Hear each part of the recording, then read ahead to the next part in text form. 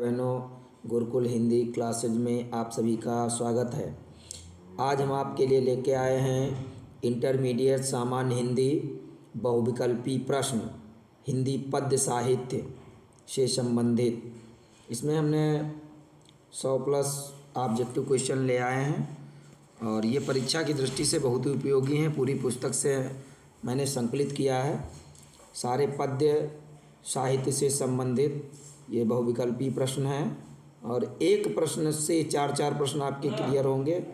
आप सभी भैया बहन इन्हें कायदे से देख लें। ये परीक्षा के इम्पॉर्टेंट क्वेश्चन है। आगे सन लिखा है 2015 में, 17 में, 16 में, 19 में, ये सब पूछे गए हैं। ये अत्यंत महत्वपूर्ण प्रश्न है। जल्दी से आप लोग देख लें। 100 प्लस हैं, लगभग 117 प्रश्न होंगे। आप देखते जाएं, जल्दी से देख लें।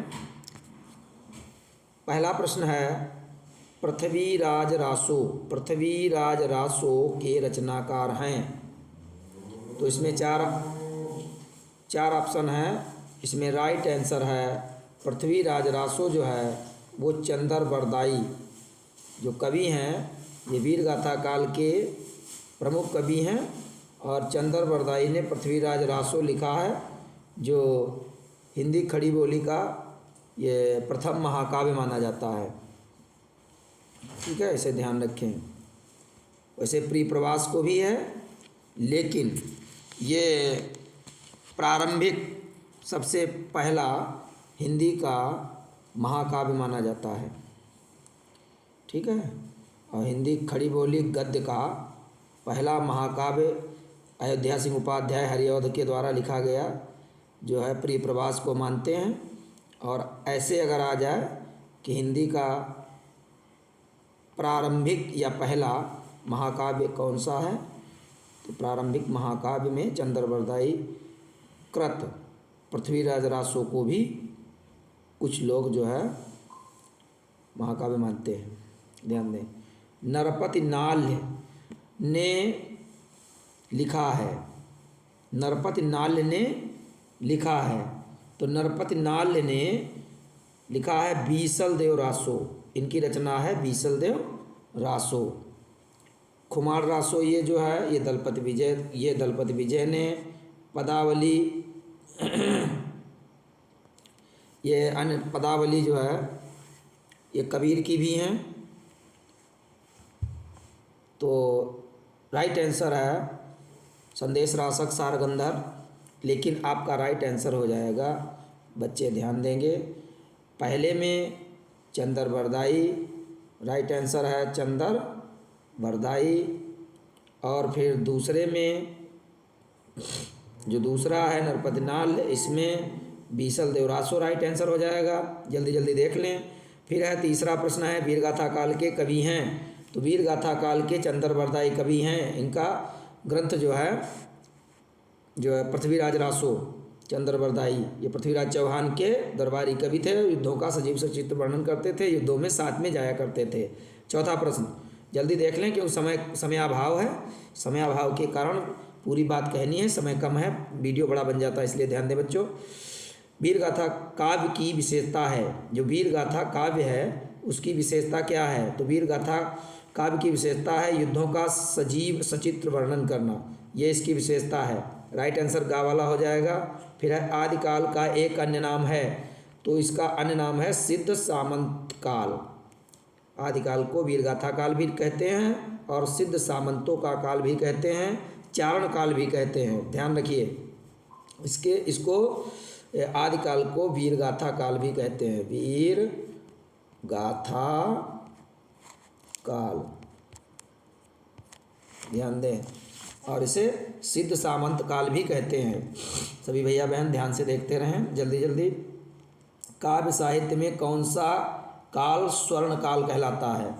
काव्य साहित्य में स्वर्ण काल भक्ति काल को कहते हैं। भक्ति काल के बारे में मैंने बताया है। भक्ति काल के अंतर्गत दो जो शाखाएं आती हैं भक्ति काल में, सगुण भक्ति, निर्गुण भक्ति। और सगुण भक्ति के अंतर्गत जो है राम भक्ति, कृष्ण भक्ति ये आ जाती हैं। देखो सगुण भक्ति काल जो है बच्चे ध्यान देंगे, भक्ति काल को दो भागों में बांट देते हैं। तो भक्ति काल में एक शाखा हो जाएगी सगुण और एक हो जाती है निर्गुण। इसके बारे में बच्चों को ज़्यादातर जानकारी होगी। निर्गुण निर्गुण दो हैं। फिर सगुण में दो शाखाएं हो जाती है, राम भक्ति शाखा और कृष्ण भक्ति शाखा। और निर्गुण की दो शाखाएं हो जाती हैं, प्रेमाश्रयी और ज्ञानाश्रयी। प्रेमाश्रयी में मलिक मोहम्मद जैसी, ज्ञानाश्रयी में कबीरदास प्रमुख कवि, और सगुण में राम भक्ति शाखा में तुलसीदास, निर्गुण भक्ति में कबीरदास जी प्रमुख कवि हैं। ध्यान दें, रीत काल को श्रृंगार काल कहते हैं और आदि काल को वीर गाथा काल कहते हैं, और जो है पूर्व मध्य काल को भक्ति काल के नाम से जानते हैं। तो इसमें आपका राइट आंसर हो जाएगा भक्ति काल। ध्यान दें, भक्ति काल राइट आंसर हो जाएगा ये वाला। स्वर्ण काल को भक्ति काल कहते हैं। सारे प्रश्न को थोड़ा थोड़ा बताते हुए चलते हैं ताकि और भी तैयार होता रहे। सूफी काव्यधारा के अंतर्गत कौन कवि आते हैं? तो सूफी काव्यधारा के अंतर्गत कुतुबन, मंझन और जायसी, ये मलिक मोहम्मद जायसी पूरा नाम है, ये सूफी काव्यधारा के अंतर्गत आते हैं। शेष ये नानक, रैदास और ये अन्य नहीं आते हैं। ध्यान दें। फिर है निम्नलिखित में से भक्ति काल का महाकाव्य है। तो भक्ति काल का सबसे बड़ा महाकाव्य, ये विश्व प्रसिद्ध, ये जो है इसको हम ऊपर थोड़ा बढ़ा लेंगे, ये रामचरितमानस जो है ये सबसे ज़्यादा प्रसिद्ध महाकाव्य है, भक्ति काल का महाकाव्य है ये रामचरितमानस। और इसमें 7 कांड हैं, 7 कांडों से युक्त है। भगवान श्री राम, मर्यादा पुरुषोत्तम श्री राम का इसमें पूरा वर्णन दिया है, उनके चरित्र का वर्णन किया गया है तुलसीदास के द्वारा।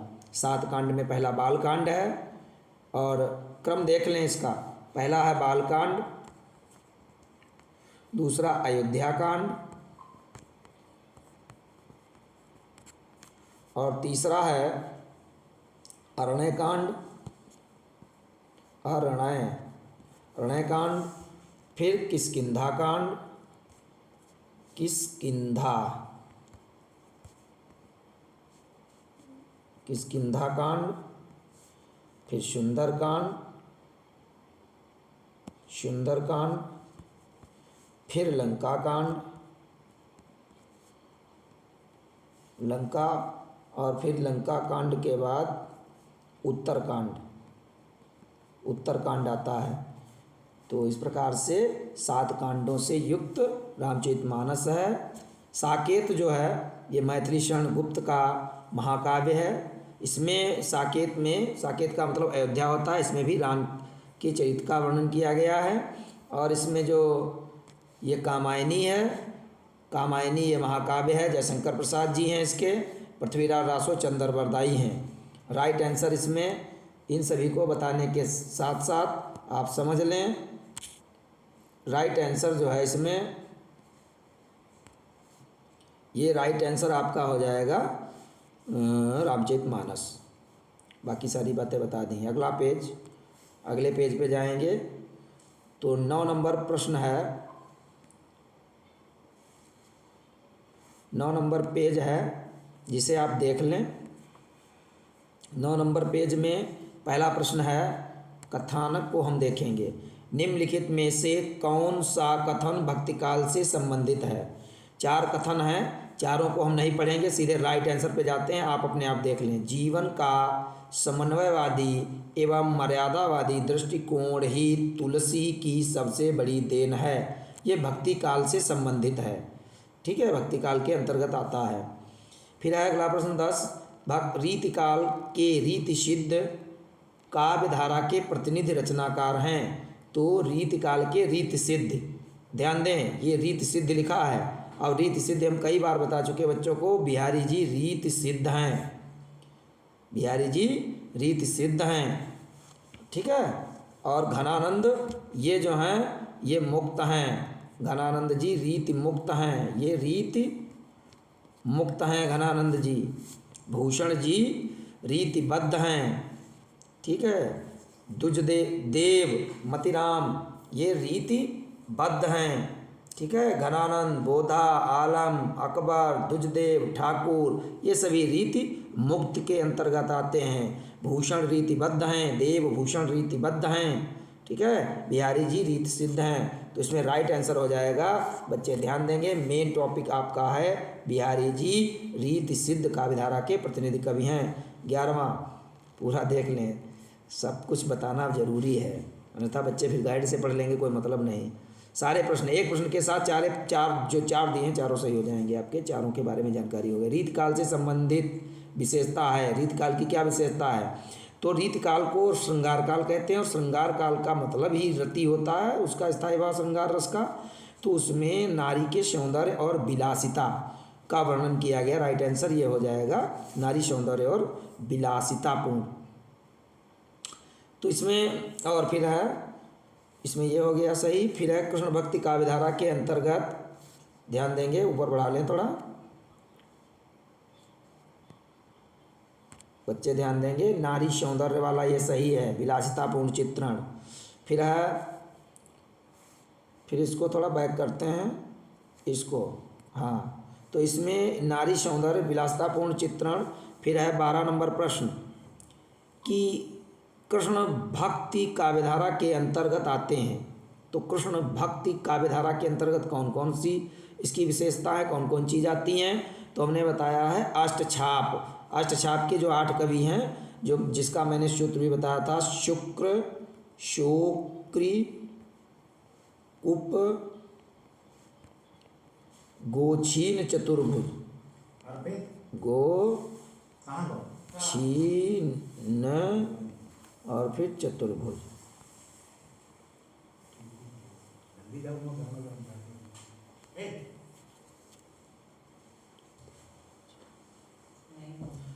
तो इसमें अष्टछाप के 8 कवि हैं। शु का मतलब सूरदास, क्री का मतलब कृष्णदास, कु का मतलब कुंभनदास, पा का मतलब परमानंद दास, गो का मतलब गोविंद स्वामी, छी का मतलब छीत स्वामी, ना का मतलब नंददास, चतुर्भुज का मतलब चतुर्भुज दास। ये 8 कवि आते हैं, और ये 8 भगवान कन्हैया की उपासना करते थे, इसलिए अष्टछाप के कवि कृष्ण भक्ति शाखा के अंतर्गत आते हैं। राइट आंसर हो जाएगा आपका, राइट आंसर हो जाएगा कृष्ण अष्टछाप के कवि कृष्ण भक्ति के अंतर्गत आते हैं। बाकी ये नहीं, ये सभी गलत हैं बाकी। अब प्रश्न नंबर 13 में कौन सा ग्रंथ रीति कालीन परंपरा से संबंधित है?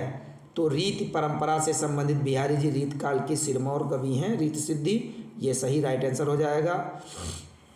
रामचरितमानस जो है, इनके रचनाकार तुलसीदास जी हैं, दीपशिखा महादेवी वर्मा, ठीक है, और रश्मिरथी ये दिनकर हैं। तो इस प्रकार से सारी रचनाओं को बताते हुए चलते हैं। 14 है, निम्नलिखित कवियों में स्वामी रामानंद का शिष्य कौन था?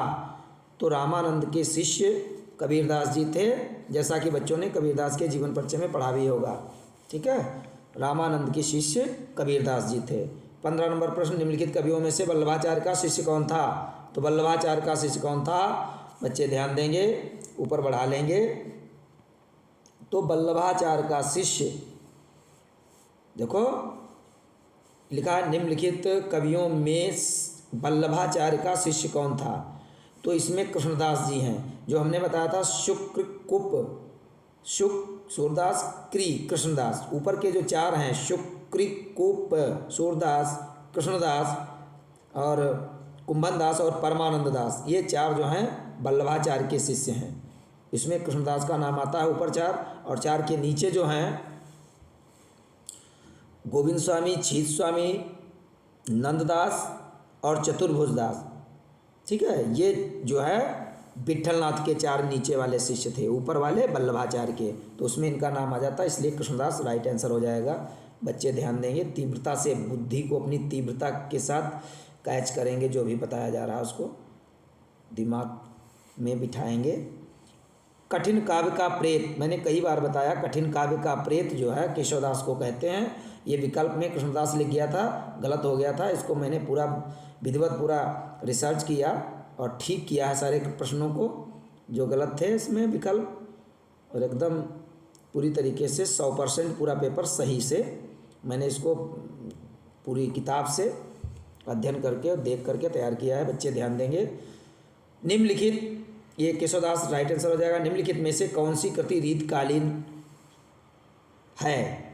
रीतकाल में लिखी गई, ये यहाँ पे रीतकाल होना चाहिए, रीतकालीन में लिखी गई गलत हो जाएगा, शब्दकोश गलत हो जाएगा। तो यहाँ रीतकाल में लिखी गई। रीतकाल में कौन सी लिखी गई? सभी जानते हैं बिहारी जी की रचना जो है बिहारी सतसई, जो 719, इसमें 719 दोहे हैं, इसलिए सतसई, सत माने 7, सही माने 100, 700 से अधिक जिसमें दोहा होते हैं उसे सतसई कहते हैं। बिहारी जी की सतसई में 719 दोहे हैं। ठीक है। साकेत, ये जो है इसमें पहली रचना का वाली साकेत है। साकेत जो है मैथिली शरण गुप्त की है। विनय पत्रिका को तुलसीदास ने लिखा है। पृथ्वीराज रासो को चंद्र बरदाई ने लिखा है। चारों विकल्प को बताते हुए, लेकिन आपको इसमें रीतकाल में कौन लिखी गई? तो बिहारी सतसई राइट आंसर हो जाएगा, ये वाला सही है, ध्यान देंगे। अगला, निम्नलिखित में से कौन सा ग्रंथ रासो परंपरा का श्रेष्ठ महाकाव्य है? रासो परंपरा का श्रेष्ठ महाकाव्य है, तो रासो परंपरा का श्रेष्ठ महाकाव्य पृथ्वीराज रासो है, चंद्र बरदाई द्वारा लिखा गया है। ठीक है। बीसलदेव रासो नरपरनाल ने लिखा, कुमार रासो जो है दलपत विजय ने लिखा, परमाल रासो जगनिक ने लिखा। ये चारों के हम बताते चल रहे हैं, लेकिन राइट आंसर आपका पृथ्वीराज रासो हो जाएगा। प्रयोग, फिर 19 नंबर, प्रयोग सभी कालों में कवियों ने किया, किसी एक काल में किसी विशेष, फिर दिशा में, ऊपर बढ़ा ले थोड़ा, दिशा में देख ले, निशान सही सही हम लगा रहे हैं, ऊपर देखते रहिए। हाँ, काल में किसी विशेष दिशा में प्रयोग करने की प्रवृत्ति स्वाभाविक ही है। ऊपर उद्धृत वक्तव्य निम्नलिखित रचनाकारों में किसका है? ध्यान दें, ये अज्ञेय जी का है, क्योंकि ये प्रयोगवादी हैं, प्रयोगवाद से संबंधित इन्होंने ही ये कथन कहा है।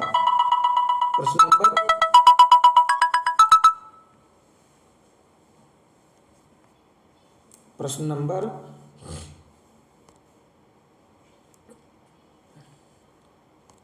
जो प्रश्न नंबर है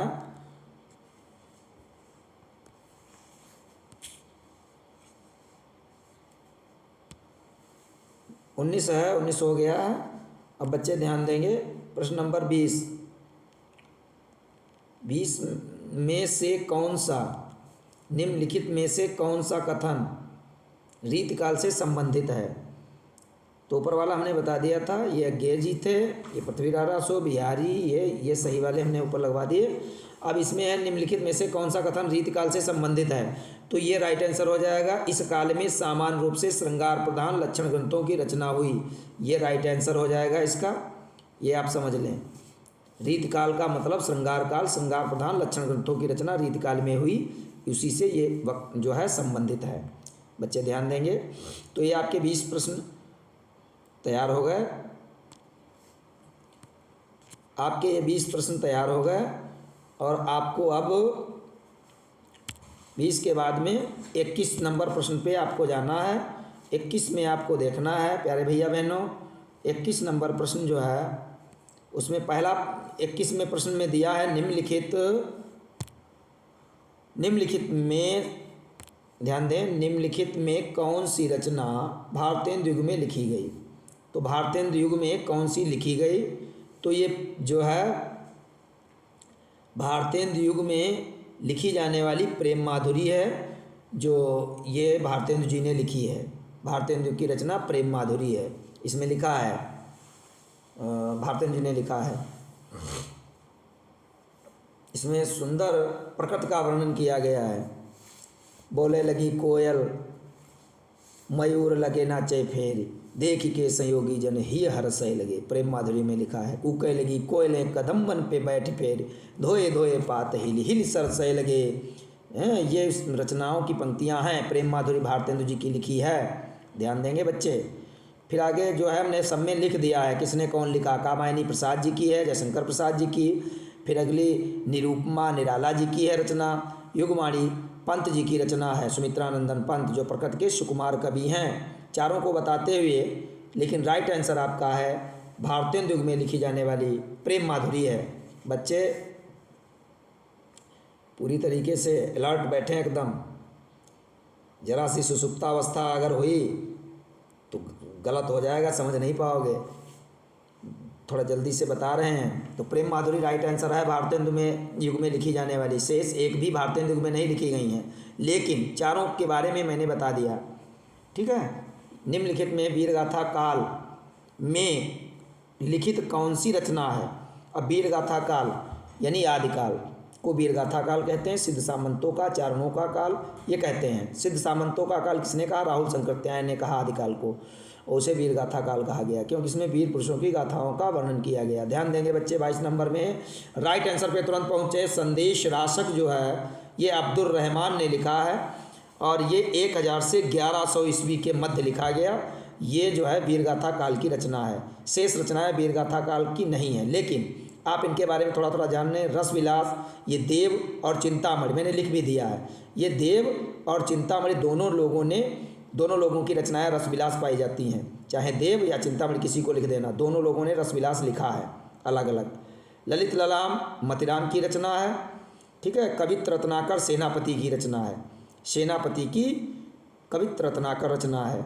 मैंने सारे विकल्पों को तैयार किया है। 1 के 4 विकल्प तैयार हो रहे हैं। 4 प्रश्न यानी जो हम पढ़ाएंगे उसको गुणा 4 से कर लेना। निम्नलिखित में से कौन सा कथन भक्ति काल से संबंधित है? तो भक्ति काल से संबंधित इसमें राइट आंसर हो जाएगा लोकोन्मुखी प्रवृत्ति के कारण इस काल की भक्ति भावना लोक प्रचलित हो गई। तो ये राइट आंसर हो जाएगा काखंड। शेष सभी गलत हैं। निम्नलिखित में से फिर 24 पे जाइए। निम्नलिखित में से कौन सगुण भक्त शाखा के कवि नहीं हैं? देखिए पहले जाएंगे जिसमें ये नहीं आ जाता उस पर विशेष गौर करेंगे। नहीं है तो नहीं है पहले जाएंगे कौन कौन हैं। सूर भी सगुण के हैं, तुलसी भी सगुण के हैं, मीरा भी सगुण की हैं। सगुण का मतलब जिसके सामने एक मूर्ति रख करके आराधना की जाए, जिसका आराध्य उसके सन्मुख हो मूर्त रूप में, उसे कहते हैं सगुण। तो तुलसी राम को मानते, उनके सामने एक मूर्ति है राम की, सगुण के उपासक हैं गुणों के। मीरा के सामने कृष्ण हैं, सूरदास के सामने कृष्ण हैं। अब जायसी जी हैं ये प्रेम मार्गी हैं, प्रेमाश्रयी के अंतर्गत आने वाले जायसी जी हैं और ये भक्ति काल के कवि नहीं है। राइट आंसर हो जाएगा मलिक मोहम्मद जायसी। ठीक है। निर्गुण भक्ति की जो शाखा है प्रेमाश्रयी उसके अंतर्गत जायसी जी आते हैं। इनका ग्रंथ पद्मावत है। जायसी जी ने कौन सा ग्रंथ लिखा? पद्मावत। पद्मावत महाकाव्य है। ये अवधी भाषा में लिखा गया है। ध्यान देंगे ये अवधी में लिखा गया है। नांगमती वियोग वर्णन जो है यही पद्मावत ग्रंथ के अंतर्गत आता है। पद्मावती रानी का इसमें वर्णन दिया गया है। ठीक है। तो ये आप समझते चलिए। राइट आंसर जायसी जी है जो भक्ति शाखा के अंतर्गत नहीं आते, से सभी आते हैं। शीघ्रता के अगर साथ आपने सभी देख लिए तो एक भी क्वेश्चन आपका बहुविकल्पी में गलत नहीं होगा और भी निश्चित उत्तरी भी ठीक हो जाएंगे। अगला प्रश्न है निम्नलिखित में से कौन प्रेमाश्रयी शाखा का कवि नहीं है? तो प्रेमाश्रयी का नहीं है तो प्रेमाश्रयी के देखो जायसी भी प्रेमाश्रयी के, मंजन भी, कुतुबन भी। नहीं वाले में जाएंगे विशेषकर ध्यान देंगे। नहीं लिखा। कुतुबन, मंजन, जायसी सब प्रेमाश्रयी के हैं। नंददास नहीं है। नंददास काहे के हैं? ये भैया देखिए ऊपर बढ़ा ले थोड़ा। नंददास जो है ये जो है कृष्ण भक्ति शाखा के अंतर्गत आते हैं। नंददास, परमानंददास, कृष्णदास मैंने बताया अष्टछाप में आते हैं। ये नंददास जो हैं ये प्रेमाश्रयी के नहीं हैं, अर्थात ये कृष्ण भक्ति के हैं। तो ये नहीं आया इसलिए ये नहीं है, बाकी शेष प्रेमाश्रयी के हैं। बच्चे ध्यान देंगे। निम्नलिखित में रीति मुक्त, बच्चे ध्यान दें,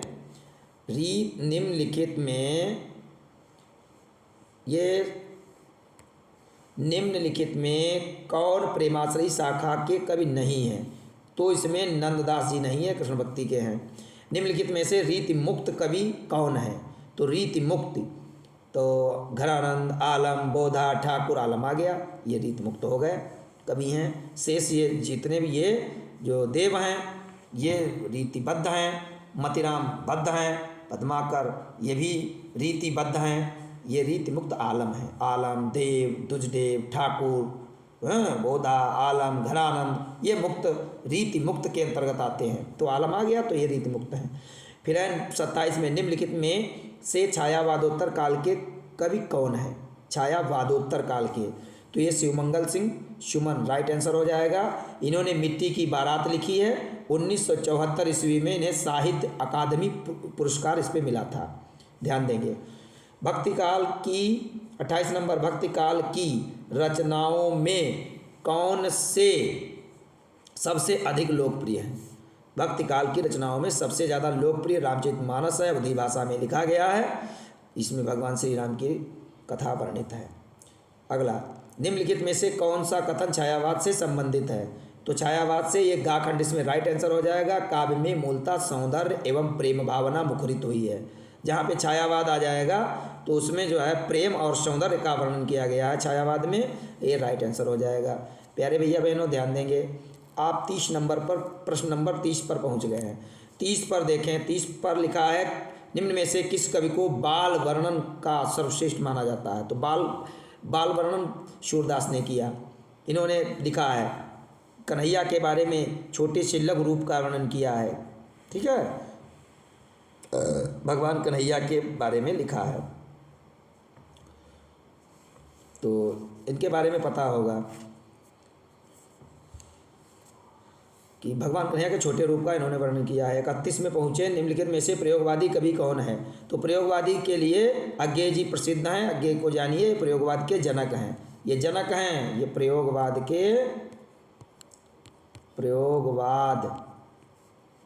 जनक कौन है? अज्ञेय जी हैं। ध्यान रखिए, अज्ञेय जी प्रयोगवाद के जनक हैं। और प्रयोगवाद का जो नामकरण है कब से हुआ? तो 1943 से पहले शतक से इस युग को माना गया है। ध्यान दें। अगला, 32 में निम्नलिखित राम भक्ति, 32 में है निम्नलिखित में राम भक्त शाखा के कवि नहीं है। अब नहीं वालों को ज़्यादा ध्यान से देखना है, कौन नहीं है? तो नहीं में पहले है कौन कौन, तो है पे उल्टा जाएंगे तभी ढूंढेंगे कौन कौन है, और जो नहीं होगा वही है। तो तुलसीदास हैं राम भक्ति के, अग्रदास हैं, नाभादास भी राम भक्ति के हैं। ये नाभादास और नंददास से जोड़ के बहुत कृष्ण भक्ति में लगा देते हैं, गलत हो जाएगा। नाभादास राम भक्ति के, अग्रदास राम भक्ति के, तुलसीदास अग्रभक्त जो है तुलसीदास भी राम भक्ति के हैं। केवल चतुर्भुज दास ये कृष्ण भक्ति के हैं। अष्टछाप में मैंने चतुर्भुज दास को बताया है, अंत में चतुर्भुज दास कहा, शुक्र कुप गोचीन चतुर्भुज। तो चतुर्भुज दास जी जो हैं अष्टछाप के कवि में आते हैं, इसलिए ये कृष्ण भक्ति के हैं, अर्थात ये राम भक्त शाखा के कवि नहीं है। राइट आंसर हो जाएगा चतुर्भुज दास। ध्यान दें, ये आपके 32 प्रश्न इस प्रकार से मैंने क्लियर करवा दिए। बच्चे ध्यान देंगे। अब हम 32 के बाद 33 पे पहुँचेंगे। ये आपका 33 नंबर स्क्रीन पे आ गया। आप 33 नंबर प्रश्न को स्क्रीन पर देखें प्यारे बच्चों। 33 में लिखा है निम्नलिखित में से किसे हिंदी का प्रथम कवि माना जाता है? तो हिंदी का प्रथम कवि किसे माना जाता है? तो प्यारे भैया बहन जानते होंगे, अगर नहीं जानते तो आप समझ लें, सरहपा को। आपको वहाँ परेशान किया जा सकता है, परीक्षा में 2-3 नाम होंगे शबरपा, जैसे ये दिया सबरपा, सरहपा, सारहपा, या ऐसे भी हो सकता है सरहप्पा, सरहपा, ये ऐसे लिखा हो, ये नहीं होगा, ये गलत हो जाएगा। राइट आंसर हो जाएगा सरहपा, जो ऐसे लिखा है, जो ऐसे लिखा है ये सही होगा। ध्यान दें, रीतकाल की निम्नलिखित प्रवृत्तियों में से कौन सी सर्वाधिक महत्वपूर्ण है? रीतकाल की सबसे जो महत्वपूर्ण प्रवृत्ति है वो श्रृंगारिकता है, क्योंकि रीतकाल को श्रृंगार काल भी कहते हैं, इसलिए श्रृंगारिकता राइट आंसर हो जाएगा। 35 नंबर प्रश्न है विदेशी सत्ता प्रतिष्ठित हो जाने के कारण देश की जनता में गौरव, गर्व, उत्साह का अवसर न रह गया था। उपर्युक्त कथन निम्नलिखित में से किस लेखक का है? तो राइट आंसर हो जाएगा रामचंद्र शुक्ल ने इसे कहा है। रामचंद्र शुक्ल जो आलोचक हैं उन्होंने ही इसे कहा है। तो ये रामचंद्र का हो गया। 36 में निम्नलिखित में से कौन सी रचना छायावाद युग में लिखी गई? तो छायावाद युग में चित्राधार ये लिखी गई, ये जयशंकर प्रसाद ने लिखी है। छायावाद के अंतर्गत जयशंकर प्रसाद जी ने चित्राधार, कानन कुसुम, ठीक है, जन्मेजय का नाग यज्ञ, ठीक, ये सभी जो है जयशंकर प्रसाद की रचनाएं हैं। सूर सारावली, ये और भी देख ले, राइट आंसर तो ये गा वाला है, लेकिन सूर सारावली सूरदास की, उद्धव शतक जगन्नाथ रत्नाकर का, प्रेम माधुरी भारतेंदु हरिश्चंद्र द्वारा लिखी गई है। तो छायावाद की कौन सी है? चित्राधार, जयशंकर प्रसाद द्वारा लिखित। आपको 37 नंबर प्रश्न पे पहुंचना है।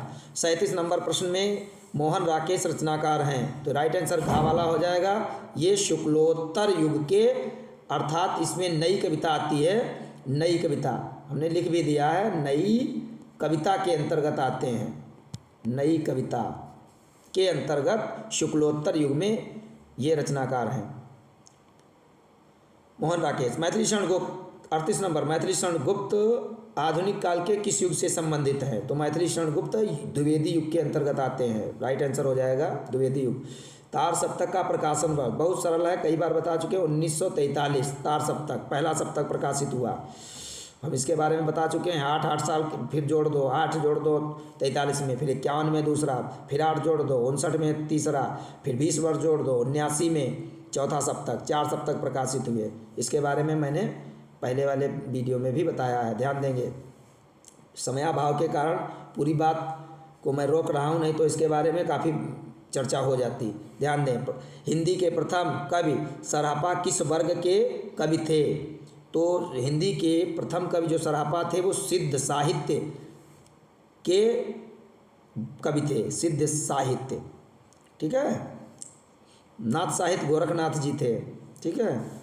तो रासो परंपरा जो है चंद्रवरदाई है, जितने भी रासो हैं, दल जो है खुमार रासो, दल जो है परमाल रासो, ये रासो जितने भी हैं वो रासो साहित्य के अंतर्गत आते हैं, वीरगाथा काल के अंतर्गत आते हैं। ध्यान दें। 41 ऊपर बढ़ा लें। 41 प्रश्न नंबर को 41 को देखेंगे। प्रगतिवाद का मुख्य आधार है, जो प्रगतिवाद है उसका मुख्य आधार साम्यवाद।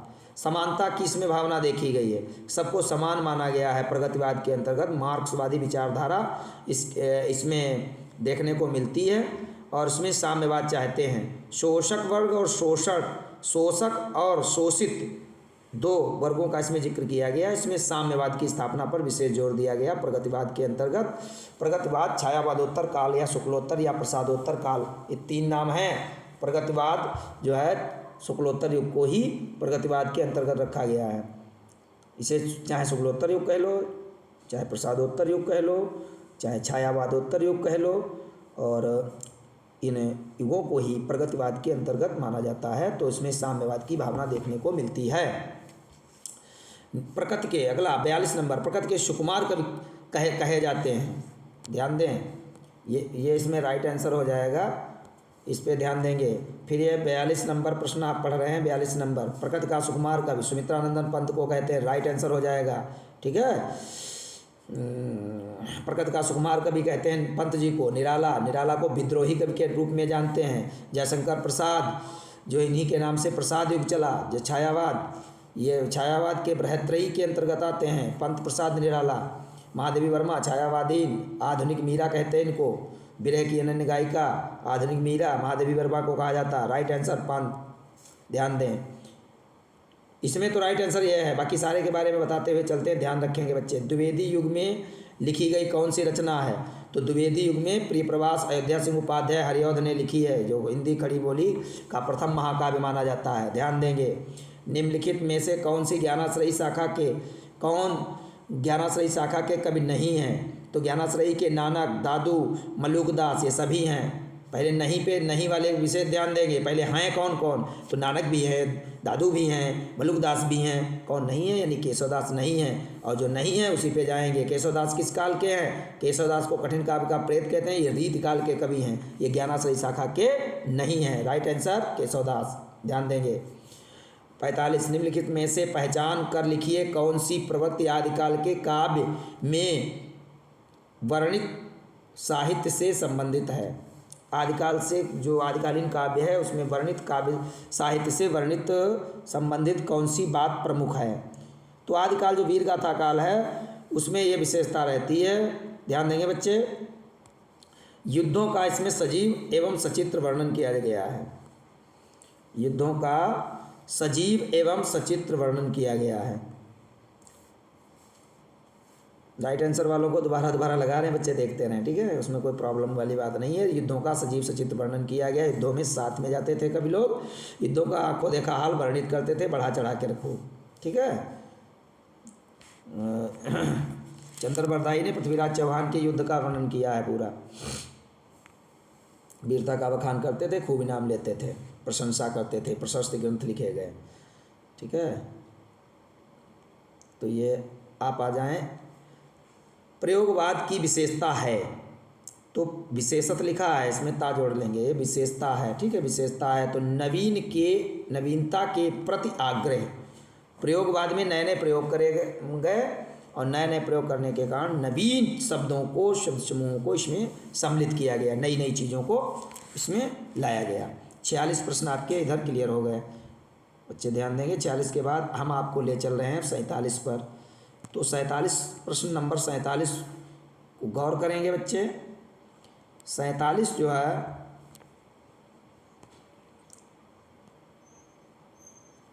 स्क्रीन थोड़ी बड़ी करते हैं, आप देखिए 47 प्रश्न में लिखा है सच्चिदानंद हीरानंद वात्स्यायन अज्ञेय द्वारा संपादित सप्तकों की संख्या है।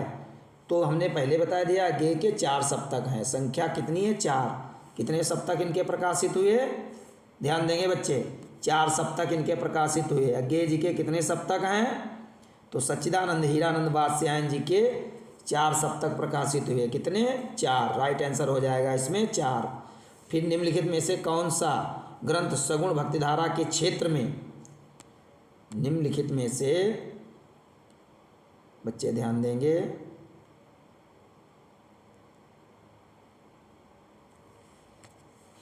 निम्नलिखित में से कौन सा ग्रंथ सगुण भक्ति धारा का श्रेष्ठ ग्रंथ है। तो सगुण भक्ति धारा का रामचरितमानस सबसे श्रेष्ठ ग्रंथ है, अवधि में लिखा गया। फिर है निम्नलिखित में से कृष्ण भक्ति शाखा, ठीक है, इसमें ऊपर कवितावली, ये कवितावली भी है तुलसीदास की, साहित्य लहरी, ठीक है, सूरदास की है, सूरसारावली साहित्य लहरी, सूरसागर ये सूरदास की है कवितावली, दोहावली, गीतावली, विनय पत्रिका ये सब तुलसी की हैं, रामचरितमानस भी है, रामलला नहचू भी है, लेकिन सर्वाधिक श्रेष्ठ ग्रंथ रामचरितमानस है। निम्नलिखित में से कृष्ण भक्ति शाखा का कौन सा कवि है, इसमें नहीं लिखा था, ये गलत हो गया था, तो इसलिए मैंने इसको काट दिया था, सही कर दिया। कौन सा कवि कृष्ण भक्ति शाखा का है, तो इसमें कौन सा है, सूरदास जी कृष्ण भक्ति के हैं, शेष एक भी नहीं है, ठीक है। तुलसी जो है भक्ति काल के हैं, लेकिन कृष्ण के नहीं है, राम भक्ति के हैं। पंत जो है वो आधुनिक काल के अंतर्गत आते हैं, श्वेतानंदन पंत प्रसाद निराला छायावाद के अंतर्गत आते हैं, पलिक मोहम्मद जैसी प्रेमाश्रयी के अंतर्गत आते हैं। तो राइट आंसर सूरदास हो जाएगा। इनमें से 50 में, इनमें से हिंदी का प्राचीनतम महाकाव्य कौन सा है, सबसे पुराना पृथ्वीराज रासो जो है ये महाकाव्य पुराना माना गया है, ठीक है। पहला सबसे पुराना महाकाव्य पृथ्वीराज रासो माना गया है, ध्यान देंगे। ये प्रश्न आता है इनमें से हिंदी का प्राचीनतम महाकाव्य कौन सा है, तो पृथ्वीराज रासो को करेंगे। अगर आएगा हिंदी खड़ी बोली का प्रथम महाकाव्य कौन है, तब प्रिय प्रवास को लगा देंगे। तो ये पृथ्वीराज रासो चंद्रवरदाई ने लिखा है, ये प्राचीनतम महाकाव्य माना जाता है। तार सप्तक, अगला तार सप्तक के प्रवर्तक हैं, तार सप्तक के सच्चिदानंद हीरानंद वात्स्यायन अज्ञेय जी प्रवर्तक हैं। 1943 में इन्होंने पहला सप्तक प्रकाशित किया, कई बार मैंने बता दिए, बच्चों को बताया है। 52 में नई कविता की आधारभूत विशेषता क्या है, नई कविता की आधारभूत विशेषता पहला वाला राइट आंसर हो जाएगा, बच्चे ध्यान देंगे, पहला वाला राइट आंसर हो जाएगा ये वाला, वह किसी भी दर्शन के साथ बंधी हुई नहीं है, ठीक। नई कविता की है विशेषता है, स्वतंत्र रचना होती है, इसमें स्वतंत्रतापूर्वक रचना की जाती है, ध्यान देंगे। तो इसमें हाँ ये इसमें राइट आंसर हो गया है, बच्चे ध्यान देंगे, इसमें राइट आंसर ये हो गया है। निम्नलिखित में से छायावाद युगीन कवि हैं, छायावाद युगीन कौन है, जयशंकर प्रसाद, पंत प्रसाद निराला मुख्य हैं, तो प्रसाद जी इसमें जो है छायावादीन युग जो है युग कवि हैं, ठीक। निम्नलिखित में से कौन सा कथन रीतिकाल से संबंधित है, तो इसमें राइट आंसर गा वाला हो जाएगा। इस काल में मूलतः श्रृंगार एवं लक्षण ग्रंथों की रचना की गई। रीतकाल में लक्षण और श्रृंगार, क्योंकि रीतकाल को श्रृंगार काल ही कहते हैं, उसकी रचना की गई। अब इसमें आपको देखना है 55 निम्नलिखित हिंदी साहित्य के इतिहास में निम्नलिखित में से किस काल को स्वर्ण युग कहा गया, तो भक्ति काल को स्वर्ण युग कहा गया, ध्यान रखें। रीतकाल को श्रृंगार काल, आदिकाल को वीरगाथा काल। वीरगाथा काल किसने कहा, रामचंद्र शुक्ल ने कहा आदिकाल को। अगला 1956 में प्रगतिशील लेखक संघ की स्थापना कब हुई? तो प्रगतिशील लेखक संघ की स्थापना 1936 ईस्वी को की गई। ठीक है, प्रगतिवादी इसमें कवियों ने भाग लिया। और प्रगतिवादी कौन कौन से कवि हैं तो हमने बताया है, नागार्जुन हैं, केदारनाथ अग्रवाल हैं, सुमन जी हैं, ये तमाम हैं। अगला 57 में निम्नलिखित में से कौन सी रचना भक्तिकाल में लिखी गई? तो सूरसागर जो है तुलसी द्वारा, ये भक्तिकाल की रचना है। कामायनी जयशंकर प्रसाद, ये छायावाद की है। भारत भारती द्विवेदी युग की है, ये इसमें इसको लिखा है मैथिली शरण गुप्त ने। उद्धव शतक जगन्नाथ रत्नाकर ने आधुनिक काल में इसे लिखा है। तो इसमें बच्चे ध्यान दें, राइट आंसर ये वाला राइट आंसर हो जाएगा सूरसागर। इसमें ये ठीक है, तो आप ध्यान देंगे बच्चे। फिर है साहित्य लहरी के रचनाकार। तो साहित्य लहरी जो है सूरदास की रचना है, सूरसागर, साहित्य लहरी, सूरसारावली। ठीक है, ये रचना सूरदास के अंतर्गत आती है।